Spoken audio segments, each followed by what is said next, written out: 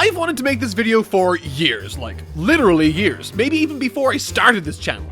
Oh wow, that was a long time ago. I'd hate to be that old. Shut up, stupid young person. Go back to shouting at people's shoes and eating Tide Pods. I don't know what kids like. What are those? I didn't want this to be a which one do you think is the most Epicurus dude sort of video. No, instead I wanted to break down these characters using psychology and philosophy to help us decide which one we are more like.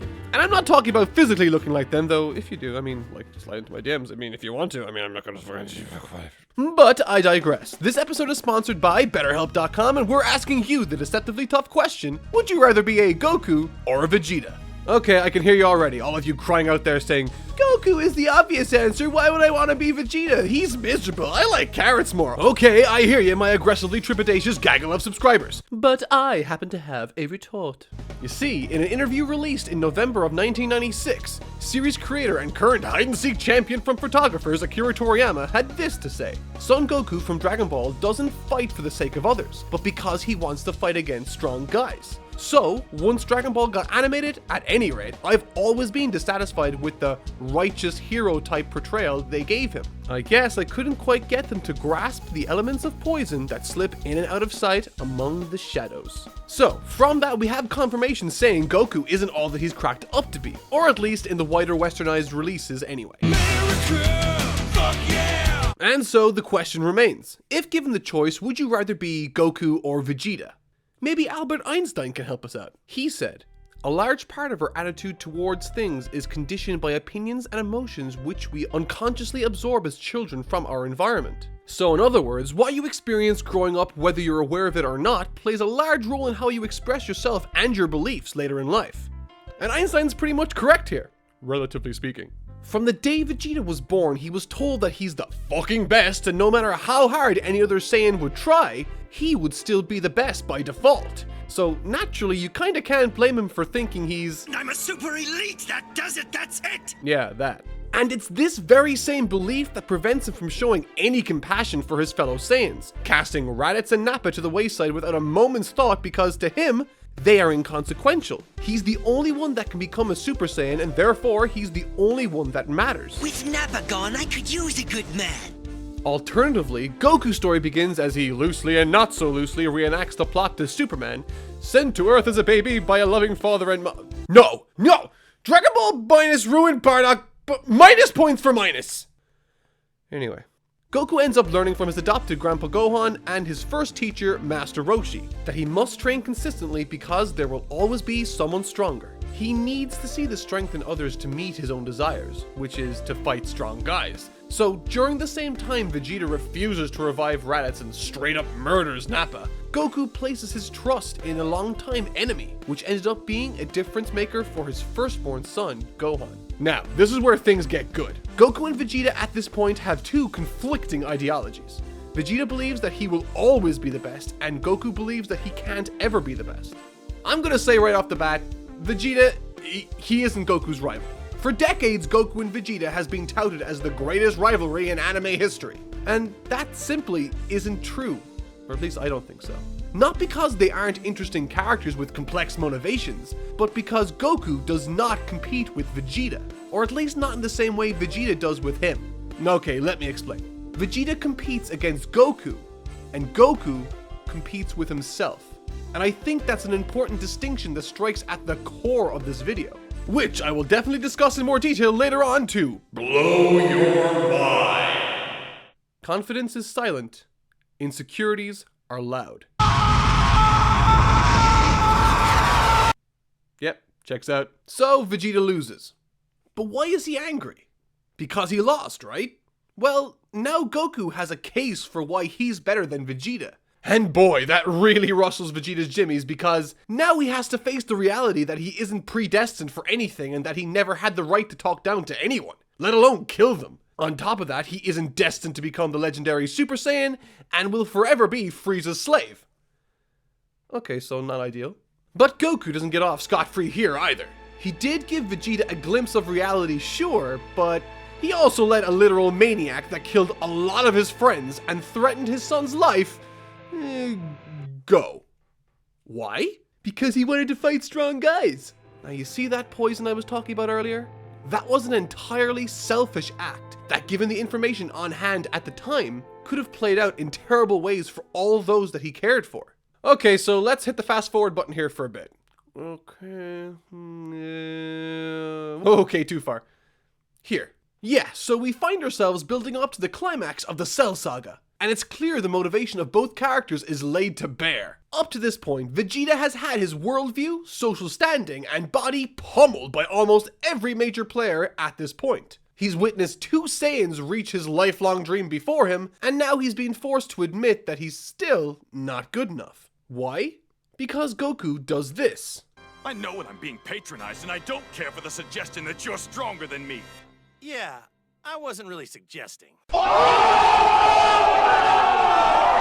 This is sort of glossed over in the series, but if you read between the lines, you see this. Vegeta has one goal: defeat and surpass Kakarot. Goku also has one goal: to get stronger. Both of these seem to be the same on the surface, but there's one key difference. And this ties in perfectly with what I was saying earlier. Goku and Vegeta are not rivals. Vegeta's goals are not the same as Goku's. They are not competing together. Goku trains indefinitely because it gives him life. It's his passion. He could become the strongest in the universe and Goku would still train intensely, thinking there would eventually come some big threat. However, if you were to convince him there wouldn't ever be anyone stronger than him, he'd be miserable. In that same way, if you told Vegeta he was the strongest in the universe, that no one could ever hope to best him, he couldn't be happier. Vegeta has a point where he will stop wanting to be stronger. Goku doesn't. This is the sole reason why Goku will always be stronger than Vegeta. Vegeta chases Goku. Goku chases himself. In fact, it was Socrates that said, "The secret of happiness you see is not found in seeking more, but in developing the capacity to enjoy less."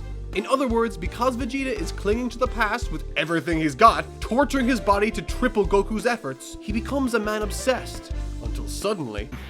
Goodbye. Go on. This, without question, was a selfless act by Goku. Not doing this out of selfishness, but to bail his son out of a hole he had dug himself into. Now this is a big moment for Gohan, yes, and he is the focus of the scene. But it was in that moment a little piece of Vegeta died. As the weeks and months after the Cell Saga passed by, he eventually came to the conclusion that he would never get the chance to have that final fight with Goku. As easily as that, his life lost meaning. He had no reason to exist anymore in his mind. You know, it's funny. Despite not being raised on Earth and despite not being an Earthling, Vegeta is one of the most human characters, not only in this conversation, but within the entire series. And for me at least, this was the moment that I really empathized most with Vegeta's character.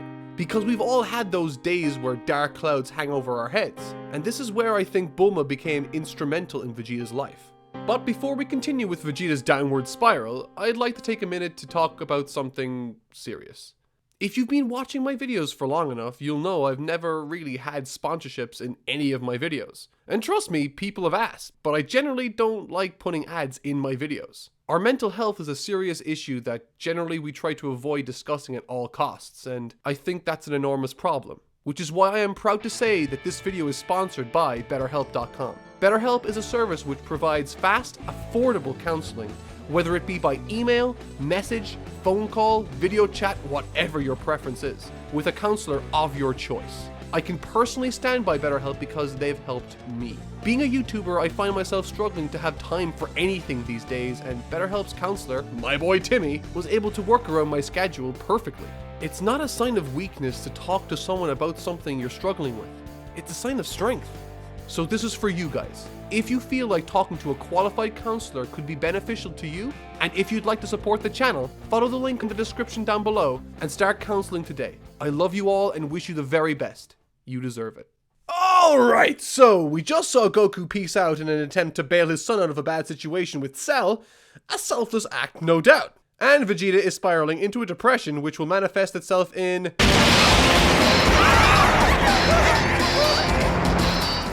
Ooh, yikes. Okay, so let's break down some of the selfless and selfish things these characters have done in their lives. Let's start with Goku.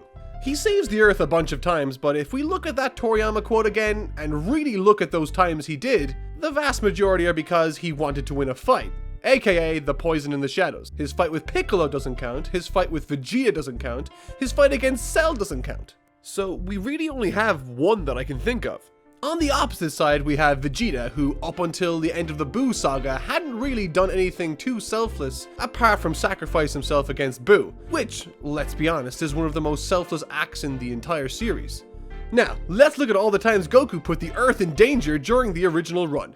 Insisting he be the one to fight Vegeta alone. Insisting to let the obvious murderer and psychotic Vegeta live. He insists on fighting Purple Hitler alone until he can't. He helps Purple Hitler live, which results in Purple Hitler heading to Earth. Good thing the time traveler from the future, who happens to be a Super Saiyan, bails him out of that one. Oh, and he lets his 11-year-old son fight Perfect Cell on a hunch. And don't say it wasn't a hunch. This is the face of a man that's thinking, I done fucked up.